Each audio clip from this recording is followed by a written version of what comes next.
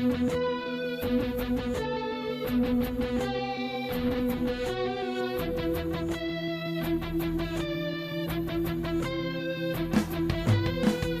Zor-El escapes the dying planet of Kyrpton. She is delayed on her way to Earth.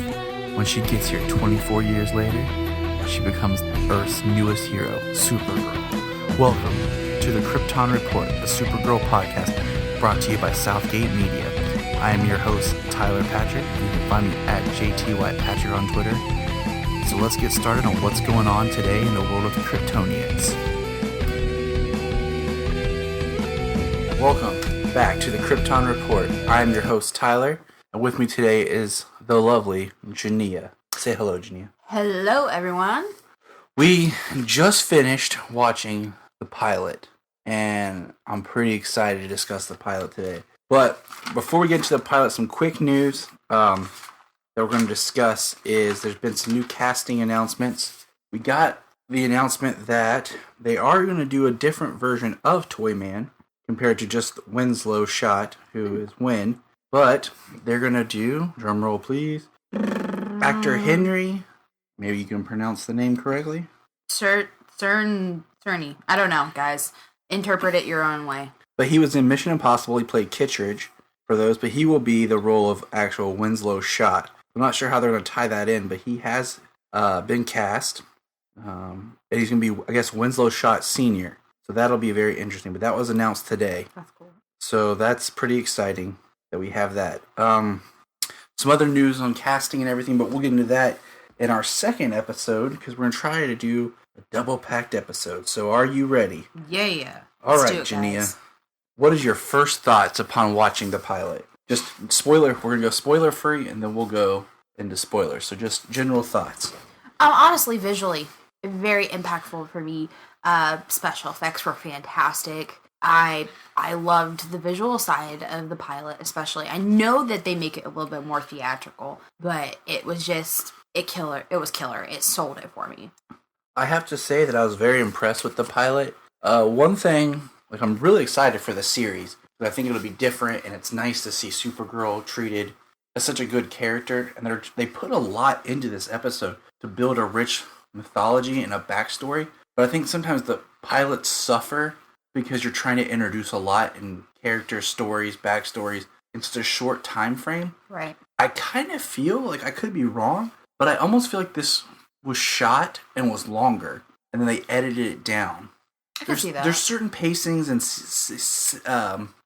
scenes, especially, and we'll get into it. I feel like the montage scene could have been a lot longer, and there was more to it, but they just chopped it down for time.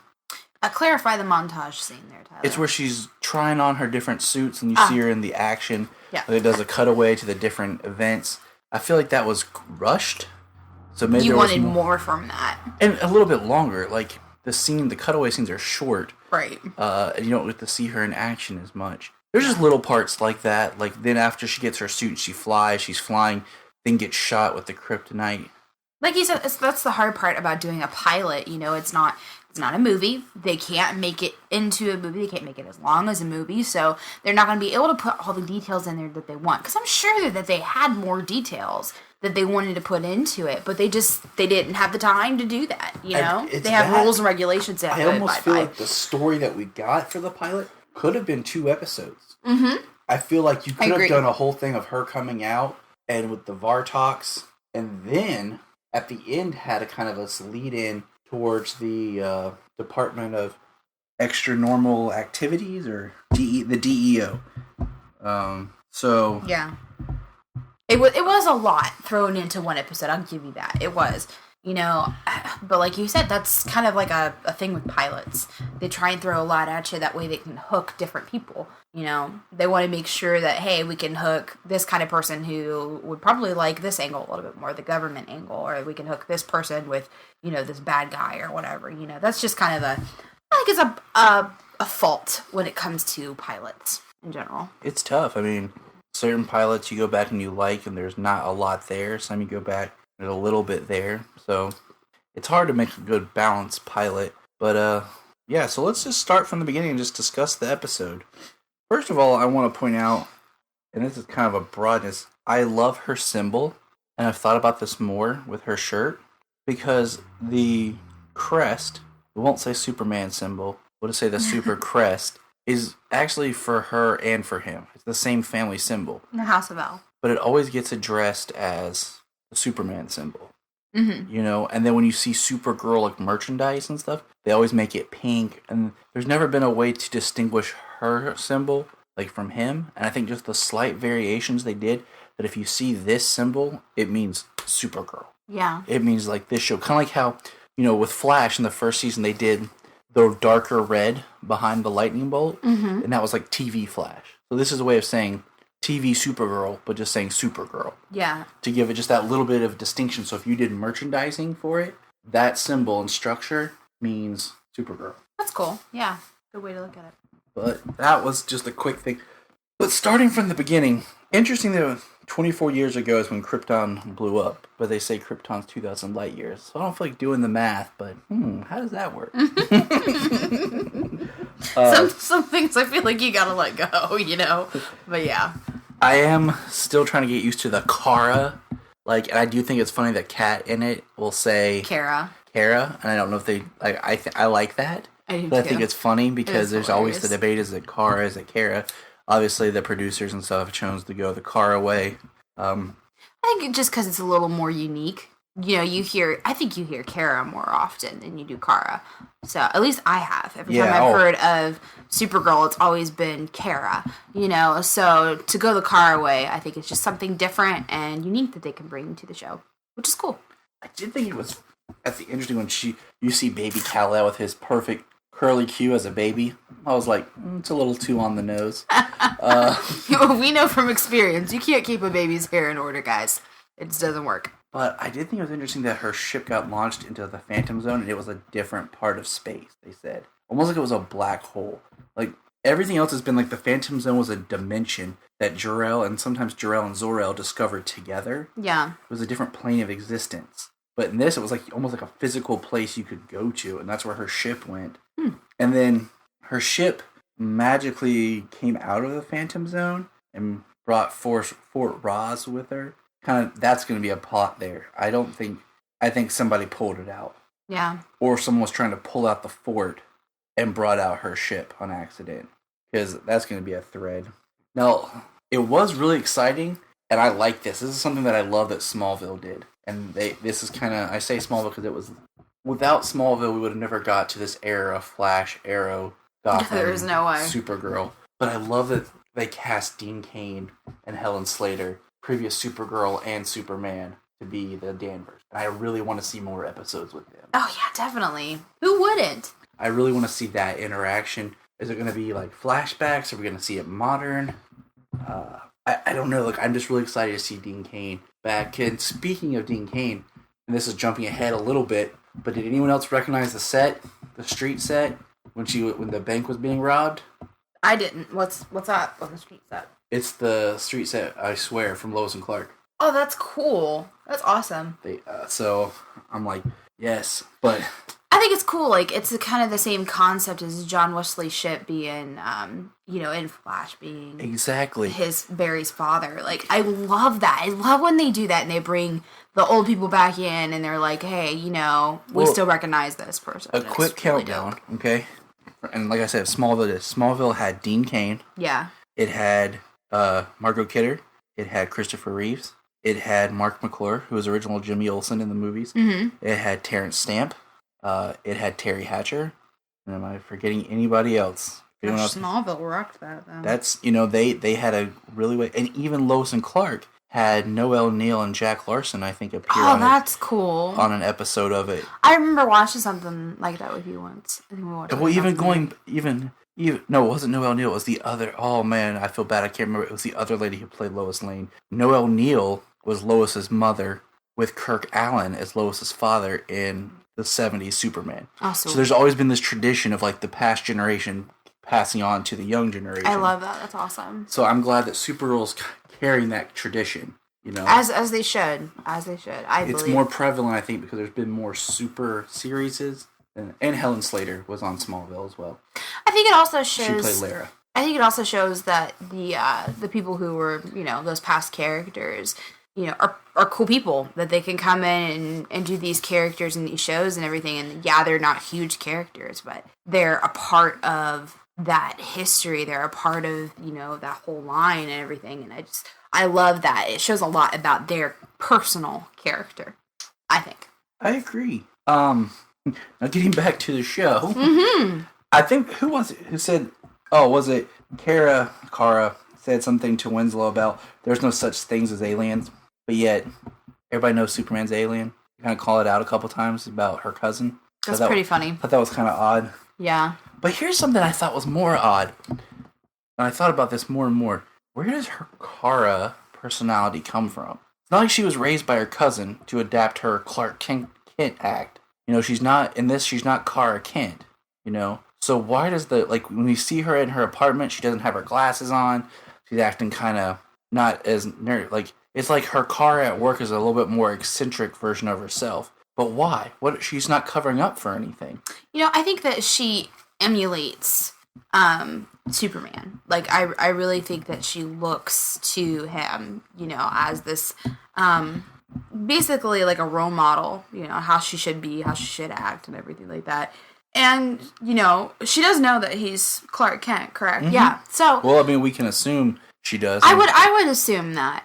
And if that's the case, then she knows what his persona is. So maybe she's adapted that naturally. Like, hey, I should probably be a little bit more like him to make sure I can fit in this world and nobody will, suspect that I'm, this crazy, awesome superhero. Makes it wonder if she did anything when she was younger and just faded out her abilities. That's very true. Another thing, too, is if she felt like she wouldn't be accepted as who she truly is, she's trying to adopt this other personality. Maybe she adopted it years and years ahead of time, and just over time she's become this, Kara personality, whatever you want to call it, in the real world, just to, fit in, just to make people happy. It's a really good observation. I really like Jimmy Olsen. Like I said earlier to you, I like the idea that he is now, let's try to establish himself as James Olsen, as more of the older version of the character, alluding to maybe there was this history of him as Jimmy Olsen, Superman's pal, but now he's more of his own man. And I like that he's there.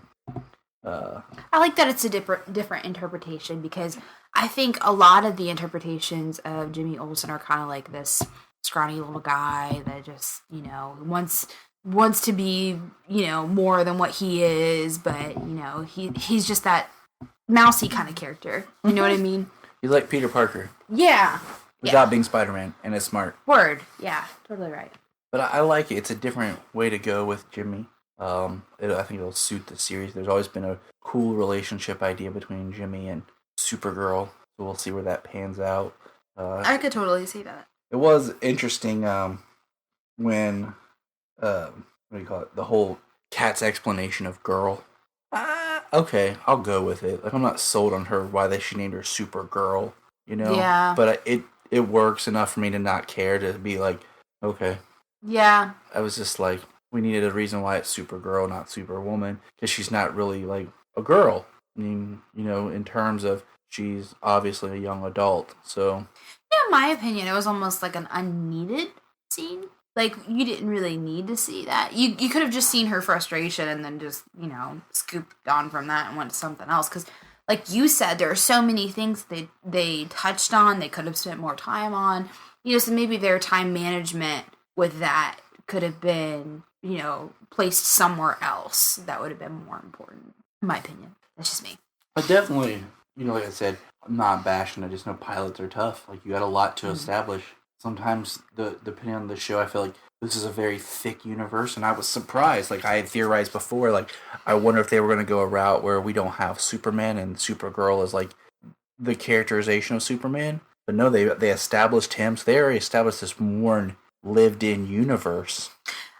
I was really terrified that they might not bring Superman in, where he needs to be and everything. Because in my opinion, there is no Kara without Superman. It's tricky because, like, in this interpretation, like, she stayed with the Danvers. I'm so used to the reboot of continuity, when Jeff Loeb brought her back and she was Kara, Kara Kent was on the farm, and that was more of the interpretation they leaned towards when they did Smallville.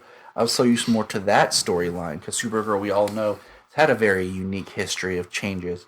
Well, I mean, even without being Kara Kent, I personally feel like you can't have Supergirl without Superman because, especially like in this show, it shows you like she emulates him so much. He is the one that steps out and, makes that pathway for her to become Supergirl. I would like to see something like maybe I don't know if I want an episode with him and her, but maybe something where he disappears or he has to leave, and it's kind of like she has to kind of fill his shoes. Yeah. That'd be kind of neat. That would be cool. I do think it's really weird that they named her sister's character Alex because of, like, Lex is in there. I don't know. Like, it's something that just gets to me right there. I didn't even think about that. It's a very interesting thought. I have a theory now. What if this takes place on Earth 4? That way we can use multiverse theory from Flash and how we can tie these universes together. I could see Kara hanging out with Barry. Oh, yeah. Love interest right there. I could totally see it. I could see it being that scene like in Justice League War where she just shows up and just you see Barry, Oliver, and Alm's face just drop, and somebody's like, Cisco's like, dibs. Cisco. They're all just like, ugh. And that's when Oliver's like, I can't fight this. That's funny. Now, one thing that was really cool was, I know we're kind of jumping around, but like the different costume emulations, like when she stops the bank robbers, she's wearing like red Doc Martin looking boots, which is cool because to me, it's like a nod to some of the other eras and costume styles of Supergirl. Yeah. Like even that first outfit she walks in reminds me of like this really like 80s workout type outfit they tried to put her in the comics for a while. She's like, I am not going out like this. But I really love the costume that she has. It's pretty cool. I think it's dope. I mean, I think it's exactly what it needs to be for a TV show series. It's not too far out there, and it's not what it could be, and we all know that some Supergirl interpretations are not the most, what's the word I'm looking for? They don't cover everything completely. They're too risque. Yeah, too risque. There you go. I'm like, she's not only blinding them with her powers, she's drawing their attention elsewhere while she stops the troublemakers. And let's be honest, I've never thought that was practical in the first place. It's not practical. We could still debate for a while about if the skirt is practical or not. The skirt is not necessarily practical. Unless she's wearing, like, really cool Spanx underneath of it, because Spanx are awesome. I mean, look at cheerleaders. I still think she should wear pants, but that's another story. Okay? Oh, yeah, that would be another podcast, guys. Feyor wore pants in Man of Steel. They didn't give her, like, alternate, like, girl outfit. But, getting back on track. What? I'll tell you one thing that did bother me. I did not like the music choice. I'm always so picky about using, like, pop songs and stuff. I'd rather have in shows. What spot are you talking about exactly? When they did the Bad Mama Jamma, when they did the scene of her flying to go stop the car chase. Okay. I really would just like some really cool like orchestration, like a theme, like establishing a theme. I mean, for she her. does have a theme. I know, but I'm just like, I want to hear that. Like, I don't. Right, it should have been used in that part. Like not cheesy pop, but like it felt cheesy to me. Yeah. And some people are probably out there like, you're stupid, Tyler. That's okay. We're all entitled to our opinions. I feel like, in a way, that's what podcasts are about. Giving your opinion, then other people giving it right back. The fun part. Exactly. I mean, I don't know. We'll see. We'll see how it goes. Blake Neely is doing the music for it. Same person who scored Arrow and Flash, and they both have really cool thematic elements. So I guess I just would like to see something more from her. You want it to be incorporated more. Yeah. And I agree. I think that it should be. No. Especially if you're trying to establish a character, a show, like that theme should be thick within that. Because our subconscious, I think, attaches itself to those themes. Like, we all know the Christopher Reeve Superman theme. Like, it's there, in our head. It identifies with that character and that interpretation. Just like when you hear the Hans Zimmer music for The Dark Knight, you think of that. You don't think Batman as much as you think of that incarnation. Now, getting back to okay, so we have the plot developing, but the whole It's kind of interesting that they're focusing on Alora, her mother, as being the one that jailed them. These prisoners in Fort Ross, which is the Kryptonian prison.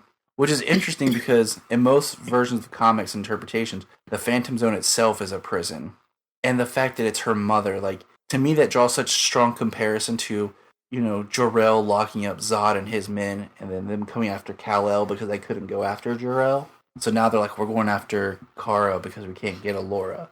So I'm not sure how I feel about that. And like we see that, we had Vartox, but we had the other person he was talking to. So it's like we're going to see more of these villains that are on Earth that are going to come out to stop Supergirl, and she's going to go after them. So there's a nice little thread there. I would say that thickens up the storyline and, creates for, more openings for episodes later. I love that. It's a good thing. I mean, the effects are top notch. Oh my gosh, they were so good. The blue heat vision was amazing. I was about to say, I absolutely love the scene where, him and her are fighting, basically, and she uses her heat vision on, what is it, the axe that he has. I think that's so dope because it was very cinematic, very, like, believable, very well done as far as those effects go, I think. And it's especially for a TV show. Oh, and it's different. Just like, okay, what have I always told you about, what do I not like about Hellboy 2? I don't know, Tyler, what have you always told me? That I hate that they took her fire and they made it regular. Oh, yeah. I loved in Hellboy 1 that her fire was blue. And in this, I love that like her heat vision is blue. It distinguishes it from every other version of heat vision we've seen, from the Chris Reeves, from Lois and Clark, to Smallville, to even Man of Steel. And as much as she is, a part of Superman, and Superman is part of her, she needs to have a separation. She needs to have a difference. There needs to be things that are like, this is what distinguishes her, from him. That way, when they do see the symbol, they're like, oh, hey, that's Supergirl. When they see her heat vision, they're like, oh, hey, that's blue. That's Supergirl. Exactly. There has to be that difference. Otherwise, it's just going to get too muddy, and it's just not a good situation. And then you have, like, the one problem that I have always had was Supergirl. I'll tell you guys, okay? I've always had the problem that she was just a knockoff of Superman, and certain interpretations have made me feel more like that, but this interpretation is starting to create, her own character where she is, Supergirl and he is Superman, and they're two separate things. And I love that about the show already. That's something that I really appreciate. And I agree with you on that because it is time for her to get carved out. And that's why like I was okay with the idea if they completely remove Superman from her story. Yeah. No, I mean, it would have been different. So far, like, I want to see where this goes. Yeah. I do want to pull back. I wonder, see, like, this is why I'm interested. Hank Henshaw's character, because the way he feels towards whole aliens, I wonder if there's going to be some backstory about him running into aliens beforehand, having a bad encounter. That'd be cool. Will he eventually, something happen where he'll go cybernetic and become cyber or super something? Because we know that in the comics he became Cyber Superman. So I'm kind of curious. I don't want nothing to rush, though. I wouldn't mind some development, Take your time. Yeah, I mean, this season could be about the Fort Ross. The next season could be about something with Henshaw. Who knows? I mean, I would love to know more about Kara's past. I would like to know more about her family. I would like to know more about why she ended up exactly where she is.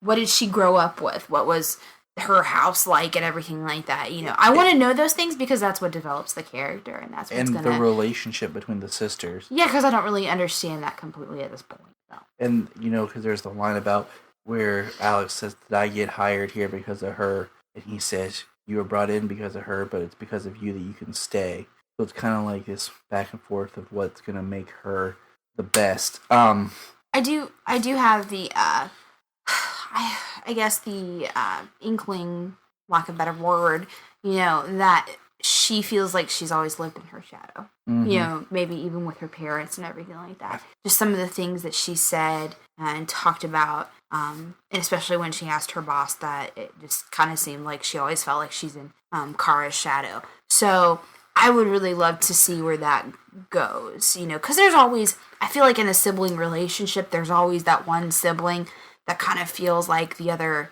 person's shadow. Mm-hmm. So, it doesn't always have to be the younger and the older shadow. Exactly. So maybe because she was so different, she stood out to her parents or whatever, and they treated her differently that maybe made her feel like she was more important. So just a thought, I'd love to see the development with that. So, I mean, it's a solid start to a series. It's intriguing. There's enough there to make you want to see what happens and develop more with the side characters. I love, since we're getting towards the end, that Jimmy already knew who she was and what she could do, and he's kind of there to help guide her. It makes sense because, like what you talked about earlier, with him being James now, means that he's already been through like that younger Jimmy stage, meaning that he's already had his experience with Superman, and if he was close buddies with Superman like he's supposed to be, then of course Superman would probably mention, hey, here's my cousin, her name is blah, blah, blah, blah, you get what I'm saying? It means that he might actually know about Superman as Clark, much like in a lot of the comics that Jimmy was one of the first people to know Superman was Clark. Exactly. So there's that whole back relationship there. But let's just jump to the end and talk about the little tag at the end, the little twist.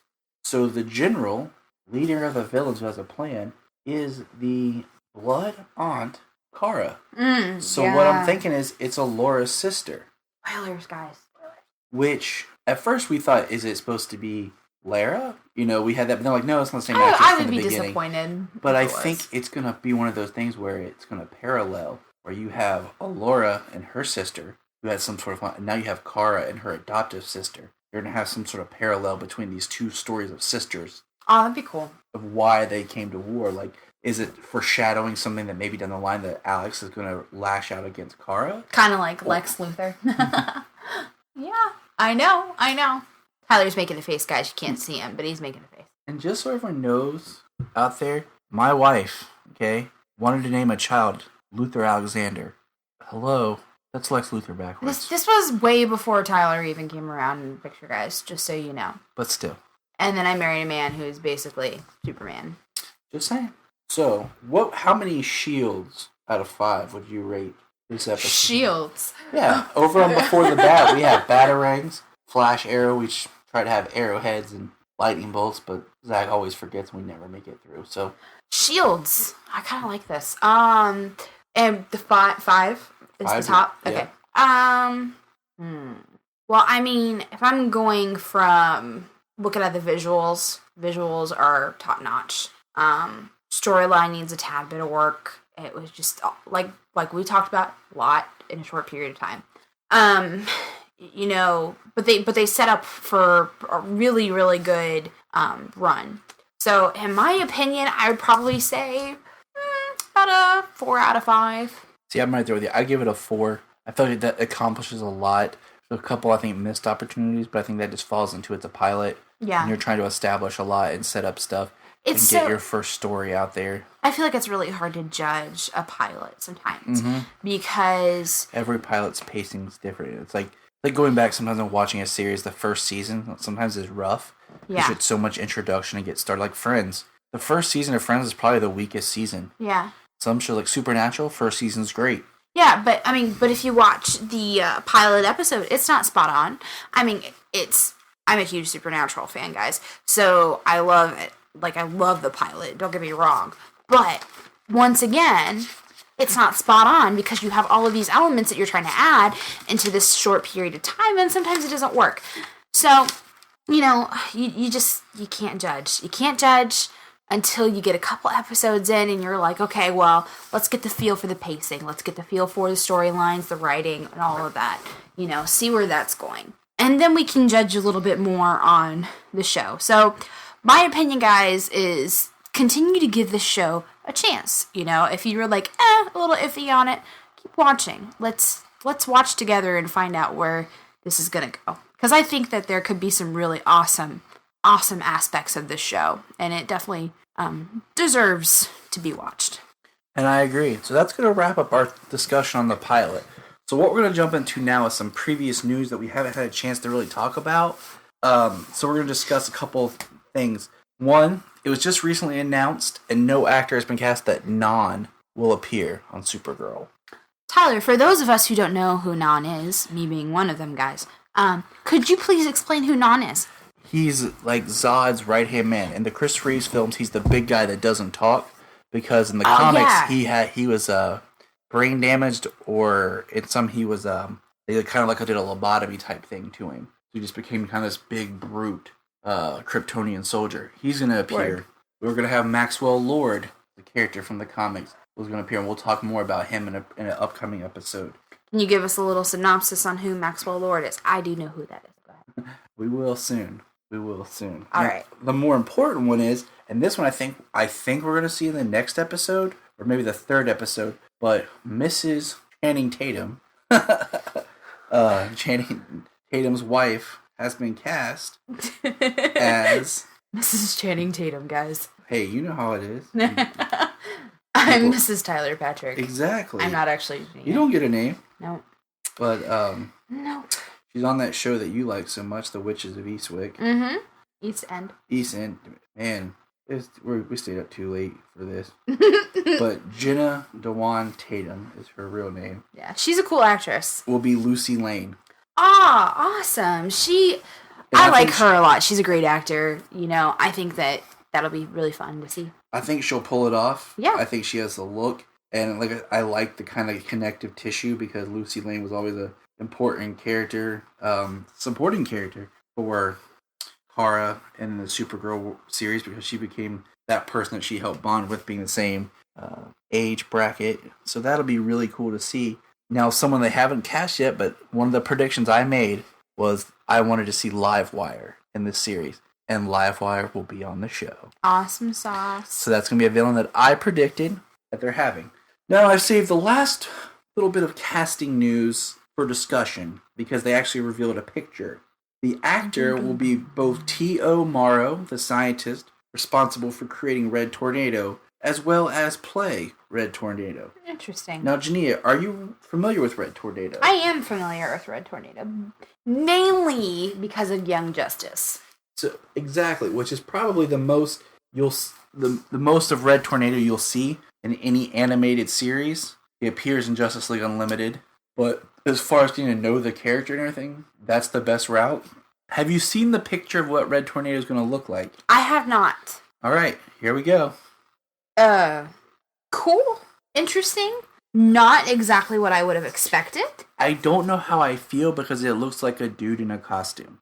It doesn't look like... It doesn't look like... Ooh, yeah. It doesn't look like it's supposed to be a robot. It looks like, you know how Vision was supposed to be like a android, but like had human features? He does look like an android, yeah. This looks like just a dude in a costume. If you watch Young Justice, guys, just so you know, the character Red Tornado has a very robotic look to him. His mask, he's basically like slits for eyes, slit for his mouth, very kind of Iron Man-esque when it comes to the face.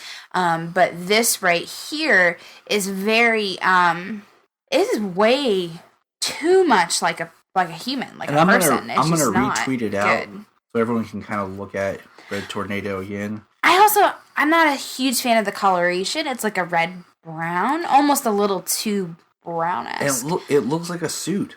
Like, it does. So I'm kind of curious. It looks like an exoskeleton, I'm kind of curious of where they go with this, because it's the same actor who's playing the creator, T.O. Morrow, as well as the Red Tornado. Well, wouldn't you think that they would want to cover his face because of that? But what I'm thinking is, what if this version is T.O. Morrow, maybe is the Red Tornado as like a character, like a hero, and then then he creates the android later? Maybe. And that's, this is like the precursor. Yeah, so it could very well be the case. I just don't know how I feel about it, because I'm like, they need to pull off something, or else it's just going to look really kind of cheesy to me, which is sad, because so far everything I've seen out of this show I've really liked. Even that weird thing on the top of Vartex's head. That's the news of just getting caught up with a lot of the casting. We talked about the Toy Man and people who are coming, and we're going to try to get one more episode in if we can before episode 2 hits. So we didn't get to record the last episode. And that's just a quick review of a lot of the different mediums that Supergirl appears in, and just kind of vibing out what she's like. So from Jania and myself, this is it for today. Yep. Hope you guys enjoyed the podcast. I really love coming on here and talking with Tyler. Basically, these are our conversations on a regular basis. If we just turn on a microphone, we're in the car, this is what you would get. We just basically podcast constantly. Or nerdcast. Nerdcast. Very nerdy couple. So yeah, let us know if you enjoyed our nerdisms. And since Jania's name's not listed, if you want to find her on Twitter, it's at Jania Music, isn't it? Jania Music, or is it Jania Patrick Music? I think it's Jania Music. Junia, guys. All right. Very unique name. So, and that's why we love it. See you next time. Bye. Thank you for listening to the Kyrpton Report, the Supergirl podcast.